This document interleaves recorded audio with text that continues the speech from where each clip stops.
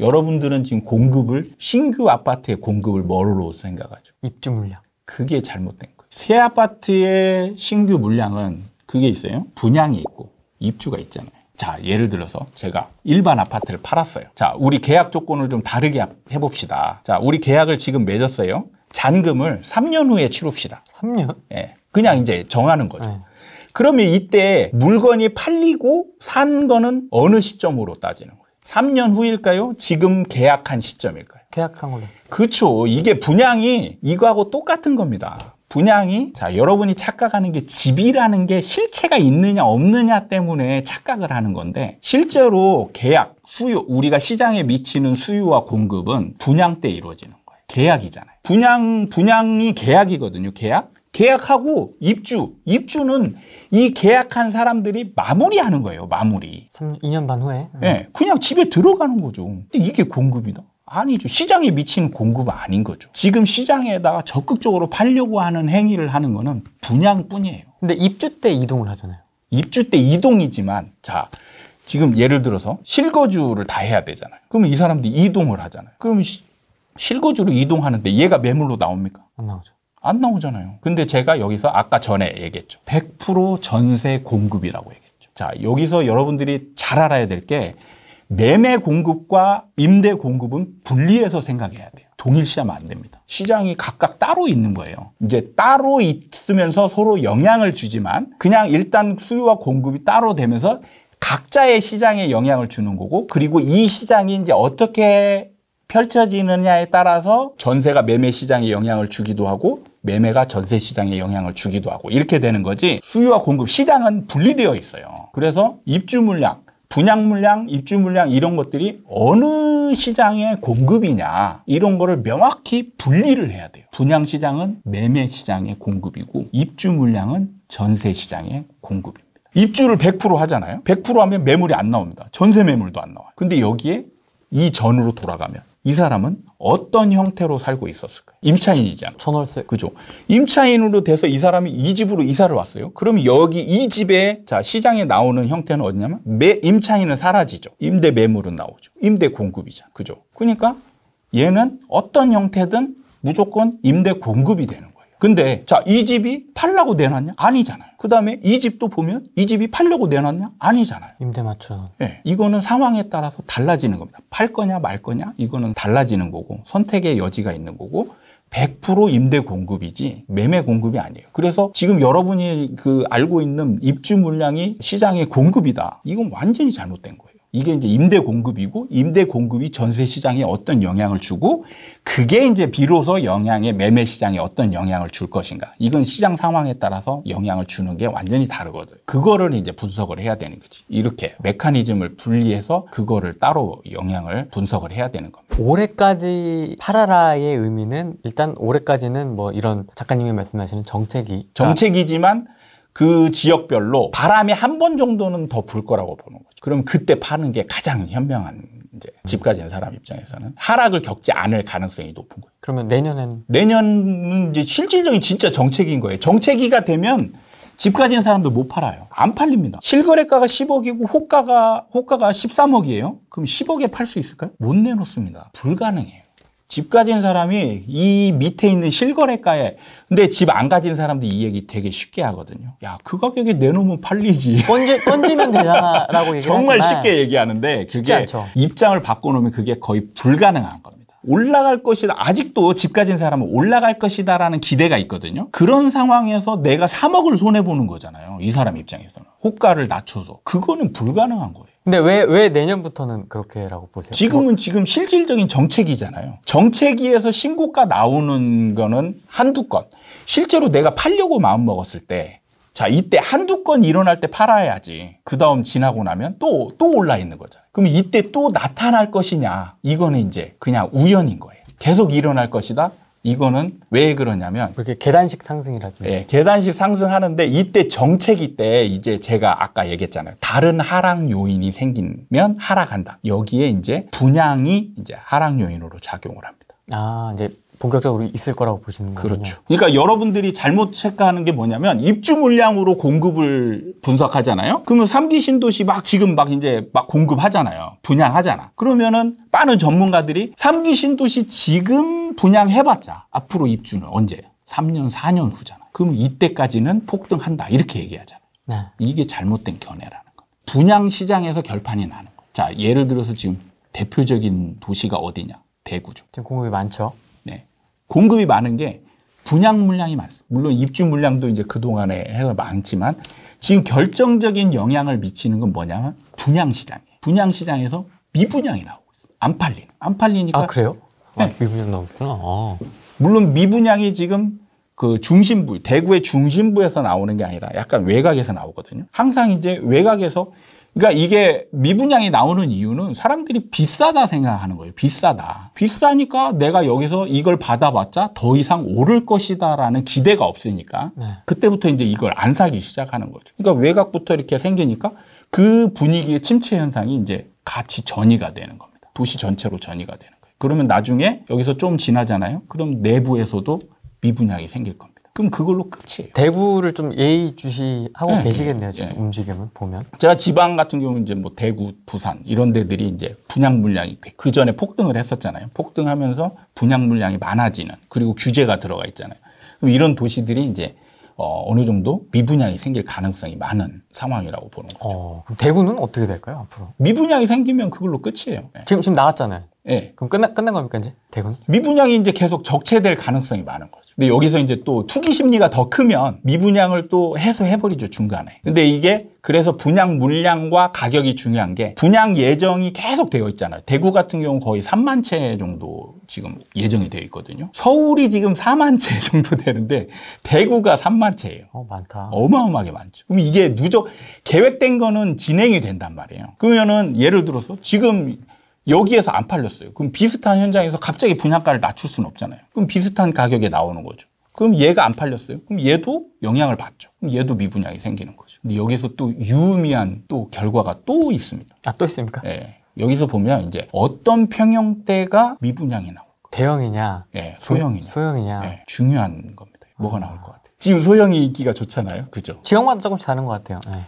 중소형. 네. 소형이 나옵니다. 소형. 미분양이. 예. 나중에 맞나 틀리나 한번 보세요. 예. 서울에서도 소형이 미분양이 나옵니다. 특이하네요. 반드시. 왜죠? 이게 이제 희소 가치가 누적된 거죠. 그러니까 지금 소형이 인기가 좋은 기간이 몇 년 정도예요? 꽤 되지 않았습니까? 꽤 됐죠. 지금 거의 뭐 한 7, 8년 이상. 7년? 예, 네. 예. 그 정도 됐단 말이에요. 그러면 그동안에 분양이, 신축이 어떤 거 위주로? 소형, 중형. 소형 위주로죠. 소형, 중형. 대형은 거의 없었죠. 그러니까 지금 와서 이제 대형의 희소 가치가 이제 누적되면서 지금 부각되고 있는 상황이죠. 대형을 사야겠네. 그래서 지금 보면 청약 경쟁률이 이제 바뀌고 있어요. 아, 그래요? 예. 경쟁률이 되게 중요하거든요. 청약 경쟁률이 엄청 중요합니다. 왜냐하면 청약 경쟁률이 몇만 대 1. 그럼 얘는 어떻게 예상할 수 있죠? 얘는 피가 엄청 붙을 거예요. 그죠? 근데 청약 경쟁률이 2대 1이에요. 그럼 얘는 미분양 납니다. 그래서 지금 청약 경쟁률이 서서히 전환되고 있어요. 대형이 지금 최근에 분양하는 것들, 지방은 이미 대형이 이제 피가 더 많이 붙어 있고요. 지방 같은 경우는. 소형은 피가 거의 안 붙습니다. 그러니까 지금 분양한 것들이 피가 대형은 많이 붙어 있고 소형은 안 붙어 있어요. 그러면은 사람들이 이제 청약할 때, 대형을 사야 되는 거예요. 이렇게 가는 거죠. 그래서 대형으로 청약 경쟁률이 높아지고 있어요. 그래서 서울 수도권에서도 지금 대형이 청약 경쟁률이 높아지고 있는 추세로 가고 있어요. 아, 그래요? 예. 아직까지 소형이 높은 현장도 있거든요. 근데 이게 청약 경쟁률의 정도가 다르는 거죠. 옛날에는 소형이 어마어마하게 높았다면 지금은 이제 어느 정도 떨어져서 적당한 수준. 대형은 이제 굉장히 낮았다가 높아지는 수준. 이게 이제 좀 시간이 더 지나면 역전되죠. 그러면서 청약 경쟁률이 낮은 것부터 반드시 미분양이 생깁니다. 예를 들어서 청약에 참가했어요. 2대 1이야. 근데 당첨된 게 2층이야. 아씨. 계약할까 말까. 고민을 하겠죠? 고민하다가 네. 안 합니다. 할 수도 있고 안 할 수도 예. 있고. 그러니까 2대 1 정도 되면 안 해요. 이제 2층이나 뭐 3층, 1층, 뒷동 이런 거 나오면 계약 안 합니다. 포기해요. 그런 거 위주로 미분양이 나오는 거죠. 그런데 그게 소형부터 그렇죠. 소형부터 나타날 것이다. 네. 그래서 이게 자연스럽게 제가 말하는 앞으로 대형이 반드시 대세가 되는 상황으로 연결이 되는 거예요. 제가 미리 예견했잖아요. 그죠? 대형이 인기 좋아질 거라고. 자연스럽게 넘어갑니다. 이게 사이클의 메커니즘이에요. 자연스럽게 갑니다. 급격하게 막 이렇게 휙휙 돌지는 않지만 네. 이렇게 서서히 방향을 이렇게 네. 조금씩 틀면서 그러니까 이게 이 중심에 뭐가 있냐면 투기 심리가 있어요. 투기 심리면은 수요가 이만큼 많잖아요. 그러면 이 수요에 맞춰서 공급이 되거든요. 지금 수요가 소형 위주로 되어 있어요. 그죠? 소형이 분양을 하면 다 팔려. 그러니까 건설사들은 소형 위주로 계속 분양을 해요. 계속 하다 보니까 누적된 게 이제 소형이 많죠. 대형은 이제 신축이 거의 없어. 그러니까 이때부터 이제 약간의 질적인 측면으로 찾는 돈 있는 사람들이 먼저 움직이죠. 그래서 강남부터 사실은 대형이 움직이는 거예요. 그래서 지금 강남 같은 경우는 대형이 훨씬 상승폭이 크잖아요. 그러니까 그게 그런 현상이 서서히 진행이 되는 겁니다. 강남이 먼저 대형 움직이고 그다음에 신축에 분양하는 것들이 대형이 이제 조금씩 인기가 높아지고 그러니까 잘 사는 데 위주로 조금씩 넘어가는 거죠. 그럼 거기에 그걸 뒷받침할 만한 뉴스들이 나오는 거죠. 대형을 찾을 만한 이유를 만드는 거죠. 그러니까 지금 대표적인 게 코로나로 인해서 재택근무가 많아지니까 지금 공간, 일할 수 있는 공간이 지금 필요하다. 그러면서 이제 방 4개 이런 것들을 이제 사람들이 뉴스에 나오고 있어요. 그래서 대형의 인기가 좋아지고 있다. 이런 게 이제 자꾸 하나씩 생기다 보면 누적되잖아요. 그러면 이제 사람들의 생각도 바뀝니다. 소형에서 이제 점점 대형이 이제는 삶의 질이 중요하지. 그래서 공간이 넓은 게 좋은 거야. 이렇게 이제 사람의 인식이 점점 바뀌는 거예요. 지금은 사실은 소형이 저는 좋은 이유를 막 1인 가구, 2인 가구 얘기하는데 저는 그걸 절대 믿지 않습니다. 아니 1인 가구, 2인 가구 때문에 소형이 올라가는 게 말이 돼요? 1인 가구의 대부분이 어떤 사람인지 아세요? 대부분이라고 하니까 또 막히네. 대부분은 사실은 지금 젊은 층에 소득도 많지 않은 그런 사람들이 대부분이죠. 그런 사람들이 무슨 집값을 올리는데 일조를 하겠어요. 예를 들면 이거랑 똑같은 거예요. 노숙자가 1000명 있어. 이 동네에.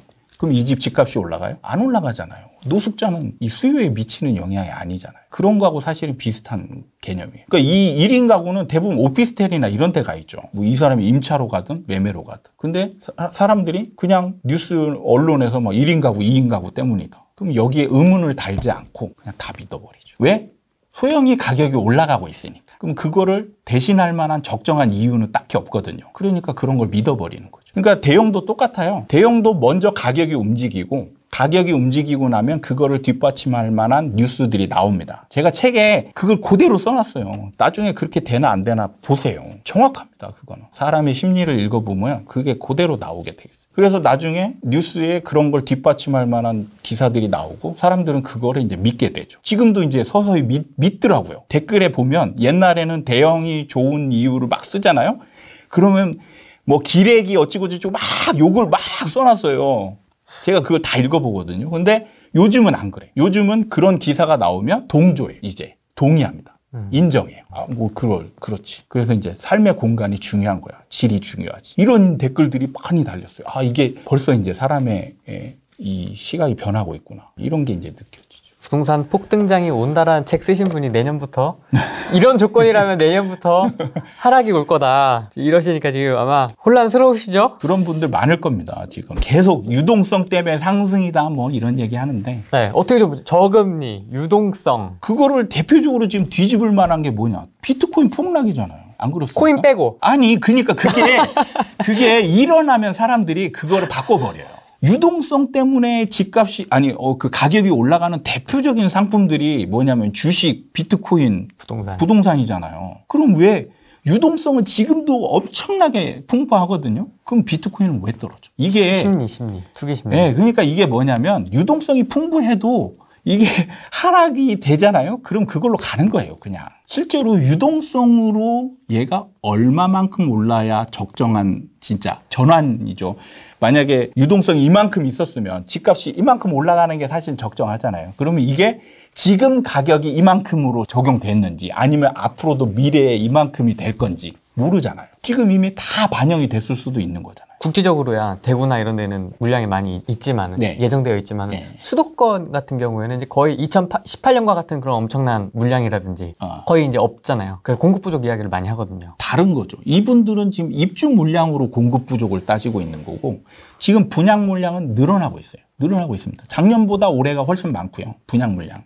내년에는 더 많아질, 내후년에는 더 많아질 겁니다. 분양을 기준으로 봐야 된다. 그죠. 분양입니다. 미분양이 나는 게 가장 중요하거든요. 지금은 정체기에서는 팽팽한 대립 상황에서 호재가 있거나 바람이 불면 올라가는 쪽으로 작용을 한단 말이에요. 떨어지지 않아요. 그럼 여기서 떨어지는 걸로 작용하는 건 뭐냐? 미분양밖에 없어요. 미분양이 뭐냐? 분양해서 안 팔리는 게 미분양이에요. 그 미분양이 생기면 시장이 이 정체기였던 게 매수자가 이제 이기는 상황으로 가는 거예요. 매도자들이 이상하네. 왜냐하면 로또였던 청약 경쟁률이 어마어마하게 늘어났던 아파트들이 이제 안 팔리잖아요.